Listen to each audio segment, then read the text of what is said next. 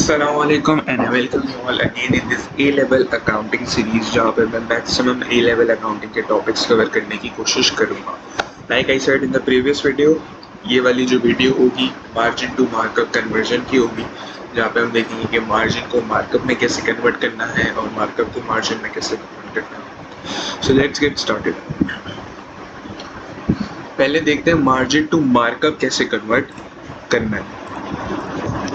To convert margin to markup, deduct numerator from denominator and we have our markup।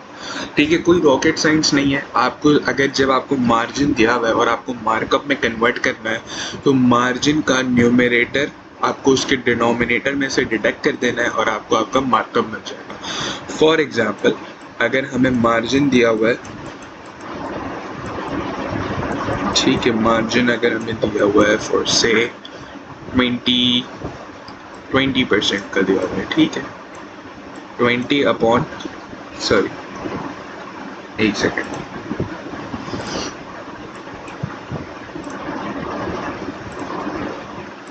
20% आपको margin दिया हुआ है और आपको मार्कअप निकालना है इसका फॉर वॉट एवर रीजन। ठीक है, जब एक क्वेश्चन में अक्सर ऐसा होता है कि आपको मार्जिन दिया हुआ होता है और कॉस्ट ऑफ सेल्स दी हुई होती है या कॉस्ट प्राइस दी हुई होती है, तो अब मार्जिन तो कॉस्ट ऑफ सेल्स या कॉस्ट ऑफ प्राइस पे लगता नहीं है, तो आपको उसे मार्कअप में कन्वर्ट करना पड़ेगा और फिर कॉस्ट ऑफ सेल्स या कॉस्ट प्राइस पे लगाना पड़ेगा। ठीक है, तो अब जब मार्जिन आपको 20% दिया हुआ है तो 20% को हम ऐसे लिख सकते हैं कि भाई 20/100।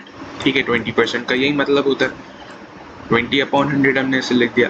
अब ये हमारा मार्जिन है। Deduct numerator from denominator, numerator को डिनोमिनेटर में से डिडक्ट करना है आपने। 100 माइनस 20, एक सेकेंड, 100 माइनस 20। अब आपको आपका मिल गया मार्कअप जो कि है 20/80। ठीक है, ये है आपका मार्कअप। अब आप इसको फर्दर सिंप्लीफाई कर लो। ठीक है, 1/4 हो जाएगा ये, और अगर परसेंट में लिखना चाहते हो तो 25% हो जाएगा ये। ठीक है, ये हो गया आपका मार्कअप। बहुत इजी है ये मार्जिन से मार्कअप में कन्वर्ट करना। अगर मार्जिन आपको दिया हुआ है तो आपने न्यूमरेटर को डिनोमिनेटर में से डिडक्ट करना है, सब्ट्रैक्ट करना है और आपको आपका मार्कअप मिल जाएगा। ठीक है, आपको आपका मार्कअप मिल जाएगा। ठीक है, अब अगले पे बढ़ते हैं। मार्कअप टू मार्जिन कैसे कन्वर्ट करना है। जो हमने मार्जिन टू मार्कअप के केस में किया था ना, जो हमने स्लाइड 2 में बेसिकली किया था, उसका हमें करना है एग्जैक्ट ऑपोजिट। हमने वहाँ पर डिडक्ट किया था न्यूमरेटर को, यहाँ पर हम ऐड कर देंगे। यहाँ पर हम अब अपने न्यूमरेटर को ऐड कर देंगे डिनोमिनेटर में और हमें मिल जाएगा मार्जिन। ठीक है, फॉर सपोज आपको मार्कअप दिया हुआ है, मार्कअप आपको फॉर सपोज दिया हुआ है 25%। ठीक है, वही वाली एग्जाम्पल के साथ चलते हैं। 25% दिया हुआ है तो 25% को हम लिख सकते हैं भाई 25/100। हमने ऐसे लिख दिया 25/100।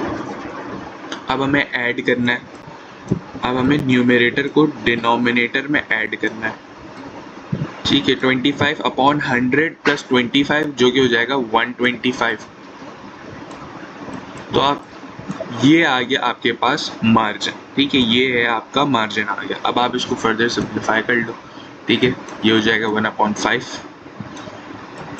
और अगर परसेंट में लिखना है, इसको ज़रा हटा दो, ये कुछ भी नहीं है। ठीक है, अगर परसेंट में लिखना है तो 20% हो जाएगा। ठीक है, अगर परसेंट में लिखना है तो 20% हो जाएगा। ये हो गया आपका मार्कअप टू मार्जिन। ये है एक हेल्पिंग नोट है यहाँ पे आपके लिए कि मार्कअप हमेशा मार्जिन से ज़्यादा होगा। मार्कअप हमेशा मार्जिन से ज़्यादा होगा। तो अगर आप कभी कन्वर्जन कर रहे हो और आपका मार्कअप आपके मार्जिन से कम आ रहा है तो आप, इसका मतलब है कि आपने गलत किया है, क्योंकि ये पॉसिबल नहीं है। मार्कअप हमेशा मार्जिन से ज़्यादा होगा। ठीक है, मार्कअप 25 था, मार्जिन 20 है, ठीक है। अगर कोई और एग्जांपल देख लें, जैसे फॉर एग्जांपल मार्कअप 40 है आपका, ठीक है, 40/100 है, तो ये हो जाएगा 40/140, तो ये आ गया 4/14, ठीक है ना।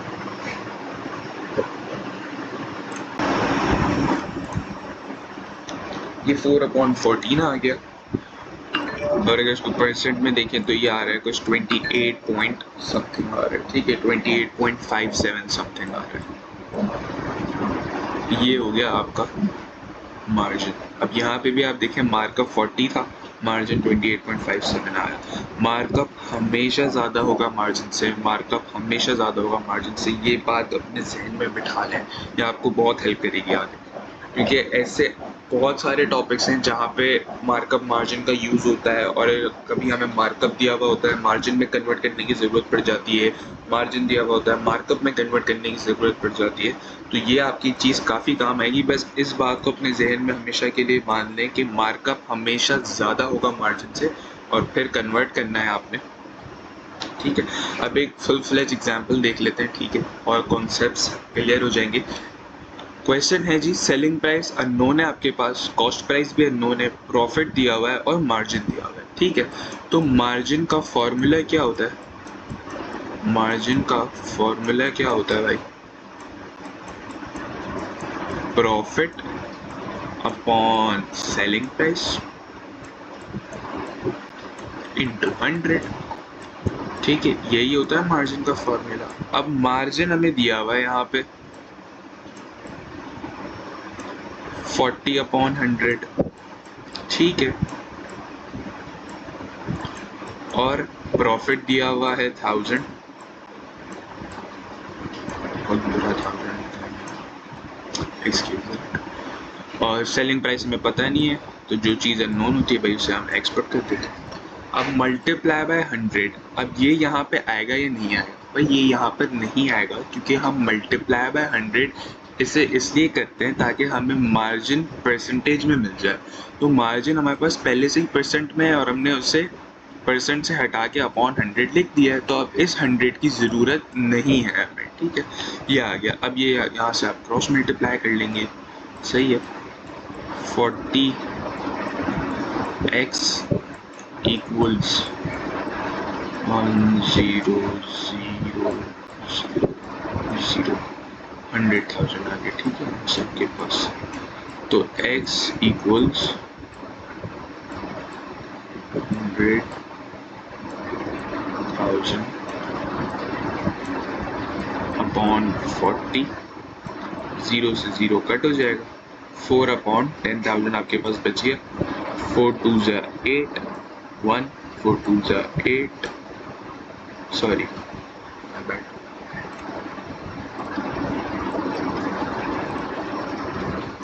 4 2 8, 2 कैरी जाएगी, 4 5 20 और 0 और 0, तो x इक्वल्स आ गया 2500, x इक्वल्स आ गया 2500। हमें अपनी सेलिंग प्राइस मिल गई 2500। अब हमें निकालनी है कॉस्ट प्राइस। अब कॉस्ट प्राइस अगर हम चाहें तो हम वो एल्जेब्रिक वे से भी निकाल सकते हैं कि selling price minus cost price equals profit होता है, तो हम सेलिंग प्राइस माइनस प्रॉफिट कर देंगे तो हमें कॉस्ट प्राइस मिल जाएगी, वो भी हो सकता है। लेकिन यहाँ पे हमारा वो करने का मकसद नहीं है, हमें मार्जिन टू मार्कअप करना है, तो अब हम मार्जिन टू मार्कअप करेंगे। मार्जिन हमें दिया हुआ है जी 40/100, ठीक है ना।